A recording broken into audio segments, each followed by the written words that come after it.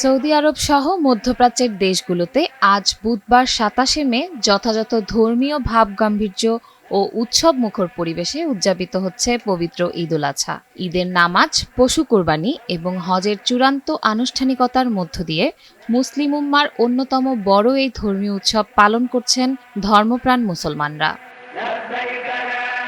এর আগে মঙ্গলবার ২৬শে মে জিলহজ মাসের নবম দিনে হজের সবচেয়ে গুরুত্বপূর্ণ আনুষ্ঠানিকতা উকুফে আরাফা সম্পন্ন হয়। বিশ্বের বিভিন্ন দেশ থেকে আসা প্রায় ১৬ লাখ হাজি সৌদি আরবের ঐতিহাসিক আরাফাত ময়দানে সমবেত হন।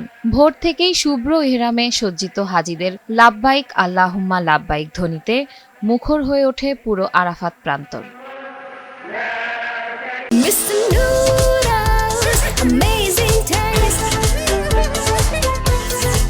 আরাফাতের ময়দানে সূর্যাস্ত পর্যন্ত হাজিরা নামাজ, তওবা, ইস্তিগফার, কোরআন তেলাওয়াত ও জিকির আজকারে মশগুল ছিলেন। দুপুরে নামিরা মসজিদ থেকে হজের খুতবা দেন মসজিদুল হারামের ইমাম ও খতিব শায়েখ আলী আল হুদাইফি। এবার বাংলাসহ বিশ্বের ৩৫টি ভাষায় এই খুতবা সরাসরি সম্প্রচার করা হয়। খুতবায় তিনি মুসলিম উম্মার ঐক্য, ইসলামী মূল্যবোধ প্রতিষ্ঠা এবং বিশ্বশান্তি বজায় রাখার উপর বিশেষ গুরুত্ব আরোপ করেন।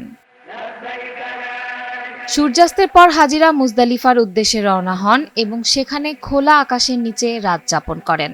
আজ ১০ জিলহজ সকালে মিনার জামারায় বড় শয়তানকে পাথর নিক্ষেপ, আল্লাহর সন্তুষ্টির আশায় পশু কোরবানি এবং মাথা মুন্ডন বা চুল ছেটে ইহরাম ত্যাগের মধ্য দিয়ে ঈদের মূল আনুষ্ঠানিকতা সম্পন্ন করছেন হাজিরা।